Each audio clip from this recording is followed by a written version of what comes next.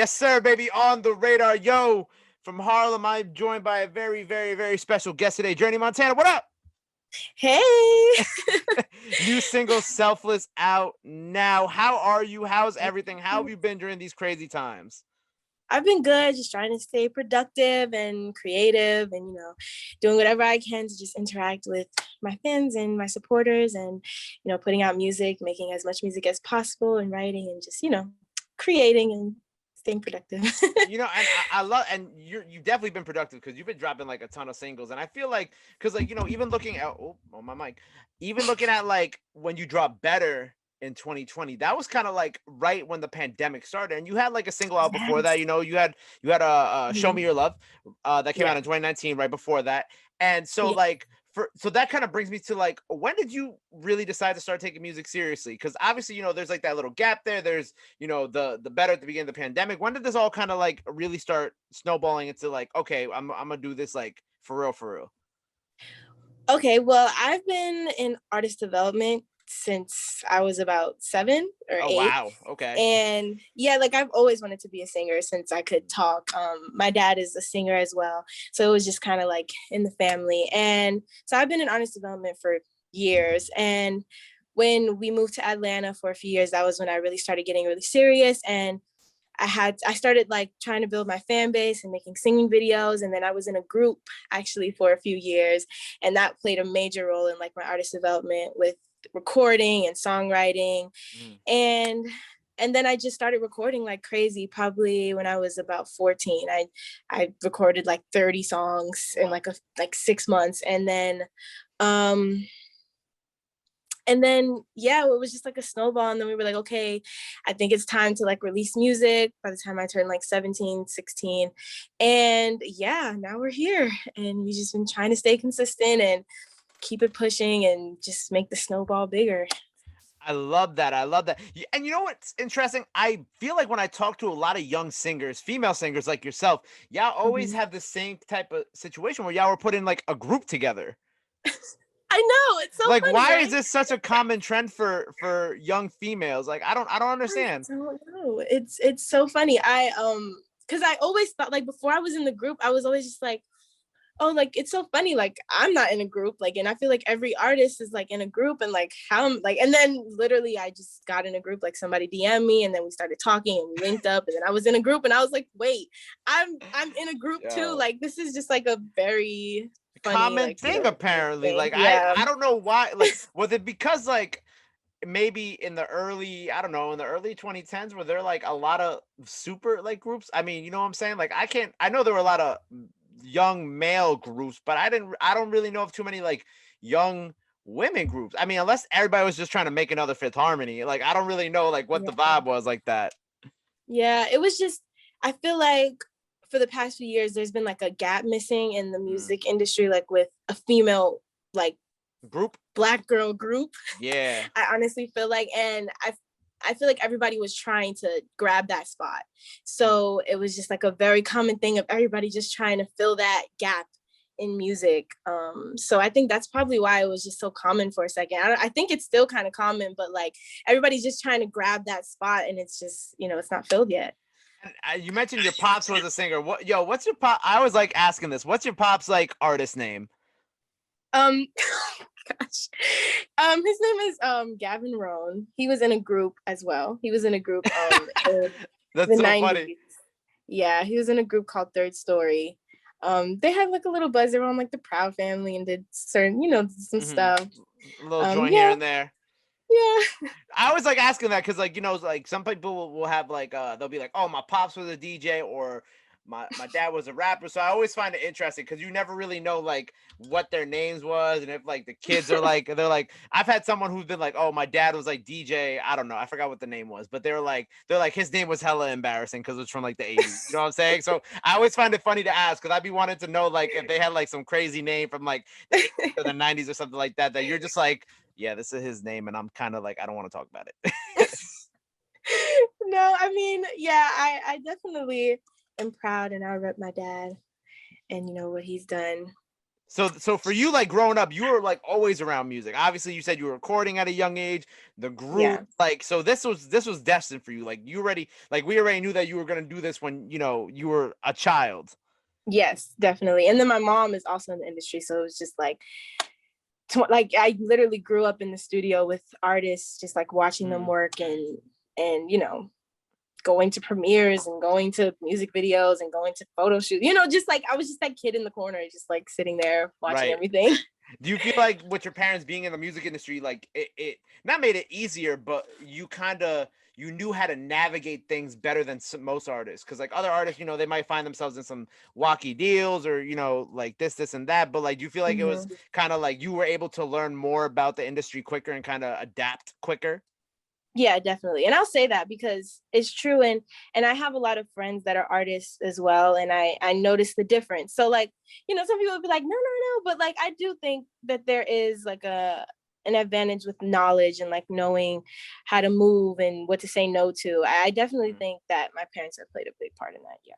So we got this new single "Selfless" out now. Obviously, you've had a bunch of other records come out in 2020. Of Mhm. course, your Christmas record, "Carol." Is "Carol of the Bells"? Is that like a public domain song too, or is that like do you have to kind of go for clearances for like a Christmas song? I always wonder. I never ask, but I'm always like, curious about it. Well, when we were deciding that I was gonna do a Christmas song, it's a public domain. Okay.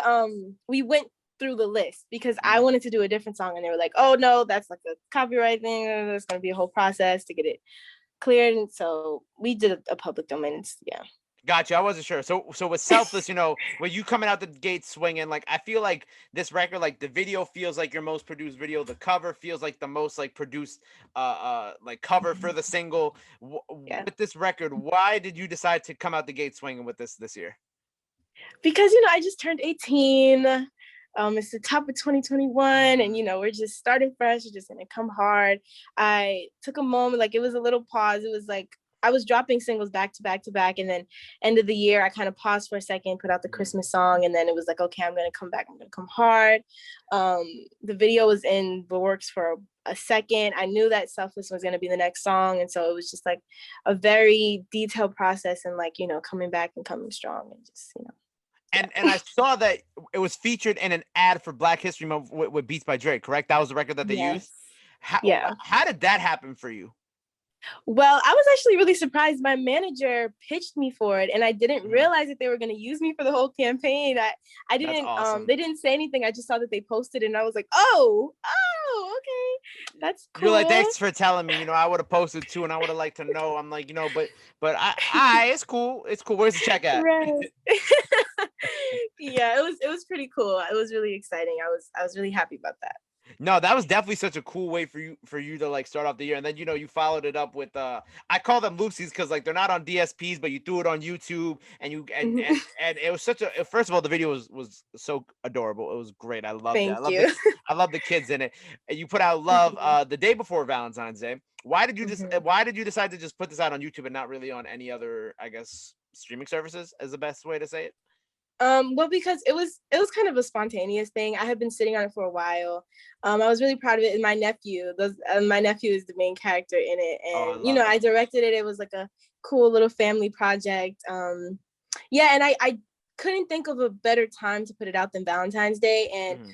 we were going through the songs, and I was just like, oh, what about love? Like, are we gonna put out love? And they were like, yeah, and then it was just I made love a long time ago when I was like, it was one of the first songs that I ever recorded, and Mhm. so it wasn't like a song that I felt like matched me now with what I was doing, and but I Mhm. but I still wanted to share it and share the visual. So I was just like, let's just drop it on Valentine's Day and just show the visual and just let it live.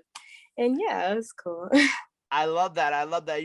So what's next for you after this? 2021, obviously we got Selfless out now, Love out now on YouTube.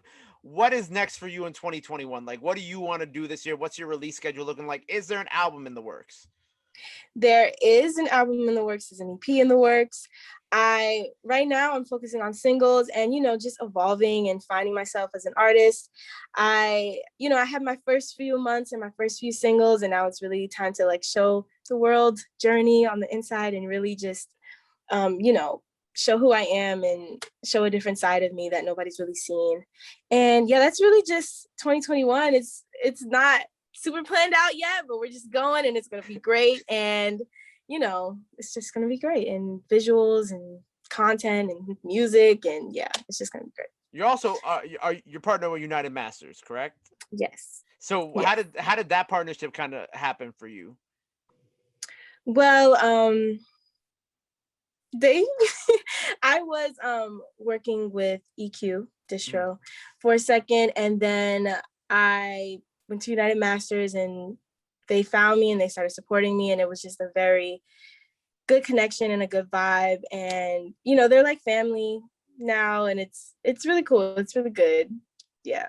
I love that for you. And, so obviously being from Harlem, being from New York, I always ask this question to my New York artists. Who are out now? Who are some New York artists that you really would personally want to work with that are out now? Chef G. Okay. You want to sing a hook? Ji. Yeah, I feel like your hooks will go crazy with his bars.